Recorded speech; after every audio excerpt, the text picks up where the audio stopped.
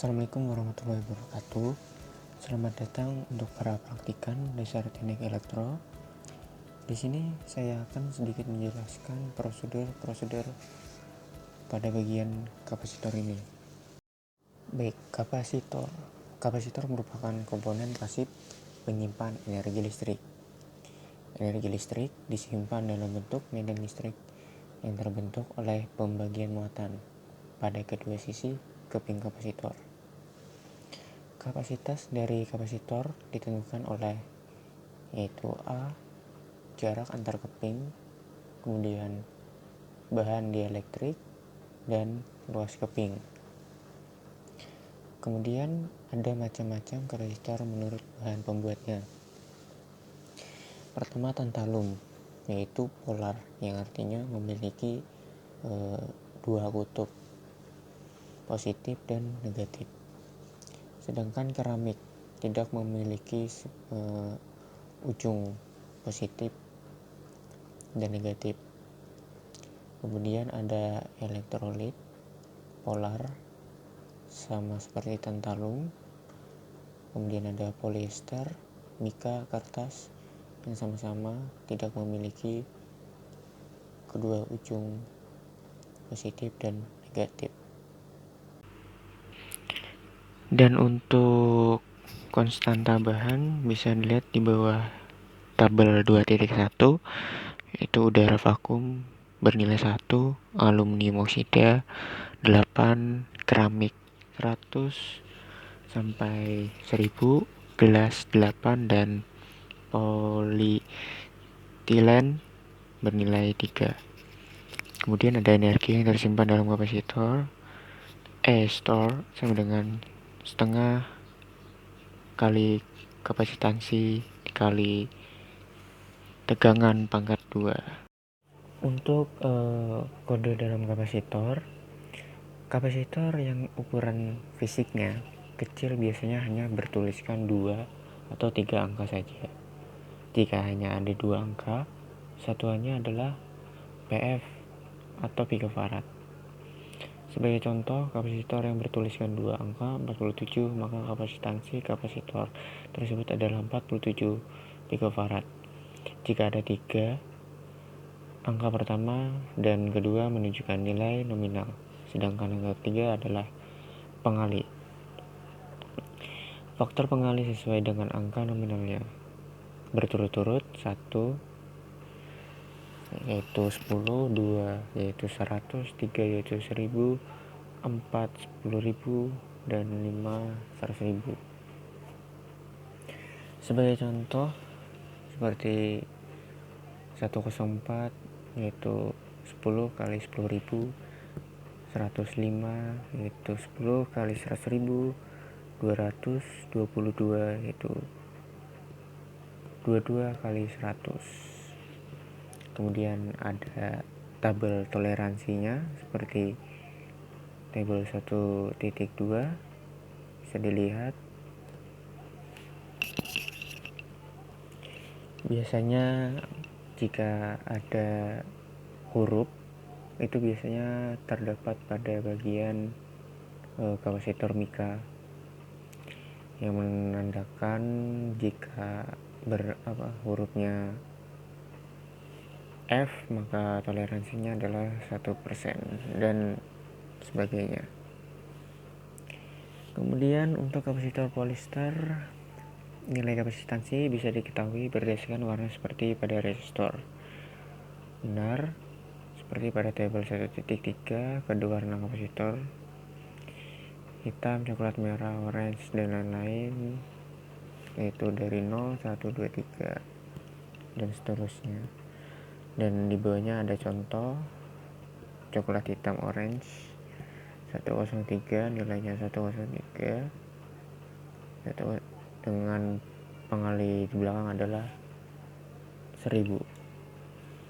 Kemudian ada alat tambahan yaitu laptop atau komputer dan software simulasi Proteus.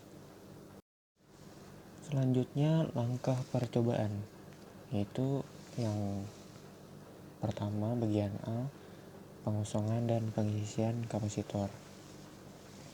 Pada pengosongan, pertama buka Proteus 8 profesional, kemudian buatlah untai seperti gambar 1.1, kemudian jalankan dan ubah posisi rotary switch dari bagian tengah ke bagian atas. Keempat, catat hasilnya setiap 5 detik di lembar laporan Anda sebanyak 10 kali dengan menggunakan tabel. Yang terakhir, ubah nilai kapasitansi yang semula 2200 mikrofarad per 16 volt ubah menjadi 5600 mikrofarad. Kemudian lakukan langkah 3 dan 4 dan serta apa pengaruhnya. Kemudian pengisian pertama, buatlah untai seperti gambar 1.1 tadi. Kedua, jalankan dan ubah posisi rotary switch dari bagian atas ke bagian tengah. Kemudian catat hasilnya setiap 5 detik di lembar laporan Anda sebanyak 10 kali dengan menggunakan tabel. Lalu ubah nilai kapasitansinya dari 5600 mikrofarad per 16 volt. Kemudian lakukan langkah 3 dan 4 seperti pada pengosongan tadi. Kemudian bagian B, pengisian dan pengosongan kapasitor terhubung paralel. Untuk pengisian, buat untai seperti gambar 1.2, kemudian jalankan dan ubah posisi rotary switch dari bagian atas ke bagian tengah. Kemudian catat hasilnya setiap 5 detik di lembar laporan Anda sebanyak 10 kali dengan menggunakan tabel. Lalu setelah itu ubah nilai kapasitansinya, lakukan langkah 3 dan 4 serta apa pengaruhnya. Sedangkan di pengosongan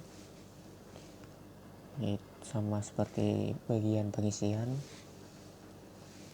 yang berbeda adalah pada bagian poin 2, jalankan dan ubah posisi rotary switch dari bagian tengah ke bagian atas. Dan gambar 1.2 bisa dilihat di bagian bawah tersebut. Seperti itu untuk rangkaian terhubung paralel. Untuk yang terakhir yaitu pengisian dan pengosongan kapasitor terhubung seri. Untuk pengisian, buatlah untai seperti gambar 1.3, jalankan dan ubah posisi rotary switch dari bagian atas ke bagian tengah. Catat hasilnya setiap 5 detik pada lembar laporan Anda sebanyak 10 kali dengan menggunakan tabel. Kemudian ubah nilai kapasitansi menjadi 5600 mikrofarad per 16 volt. Lakukan langkah 3 dan 4 serta apa pengaruhnya. Begitu juga dengan pengosongan. Untuk yang berbeda adalah poin 2, jalankan dan ubah posisi rotary switch dari bagian tengah ke bagian atas.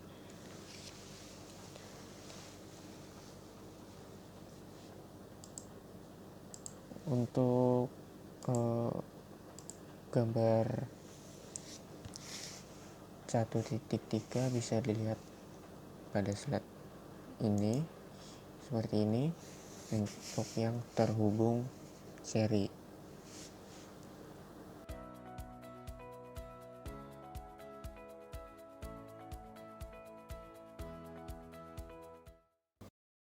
Baik, kita coba mensimulasikannya dengan menggunakan Proteus. Kita tulis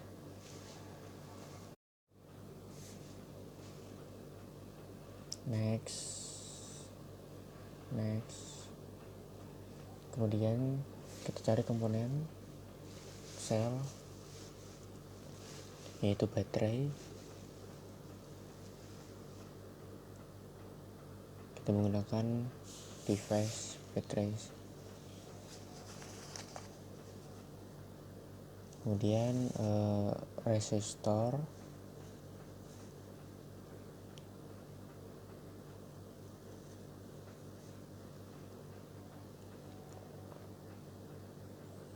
analog resistor primitif, kemudian yaitu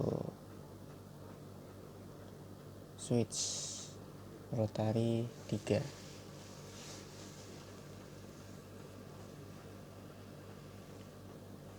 switch rot 3.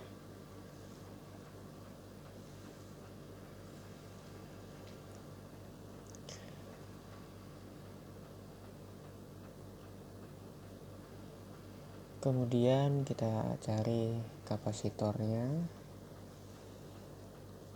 yaitu saya memilih generik elektrolit kapasitor.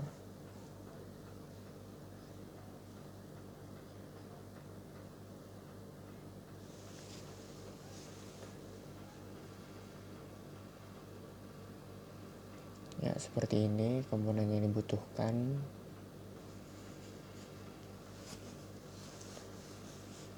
Kita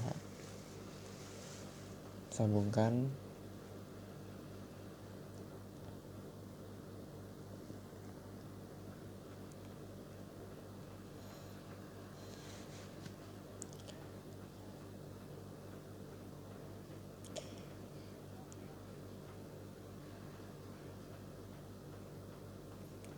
Seperti ini rangkaiannya. Kemudian kita cek, kemudian kita rubah nilai baterai awal 1,5 menjadi 12 volt, dan resistansi saya ubah menjadi 56.000 ohm. Kemudian ada kapasitansi saya ubah menjadi 2200 mikrofarad per 16 volt.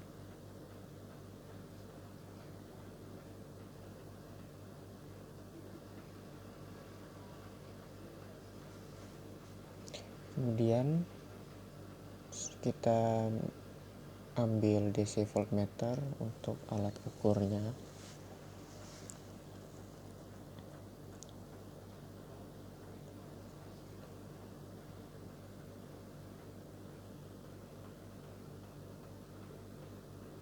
Ya, seperti ini rangkaiannya. Kemudian kita jalankan atau kita simulasikan.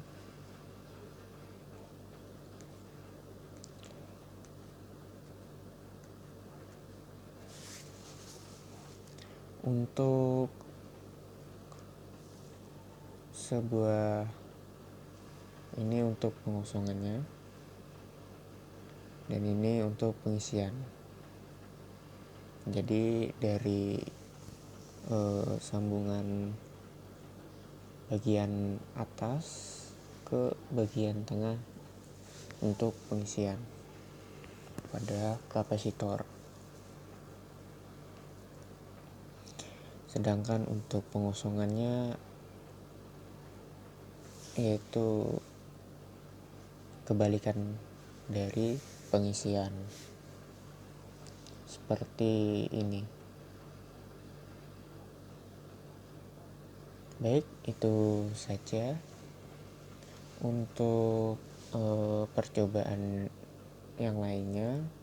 Bisa menyesuaikan seperti rangkaian atau pada langkah percobaan bisa diikuti gambar baik 1.2 maupun gambar 1.3.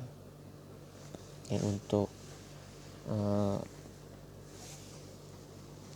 mengubah nilai kapasitansinya bisa dilakukan seperti tutorial tadi. Terima kasih. Wassalamualaikum warahmatullahi wabarakatuh.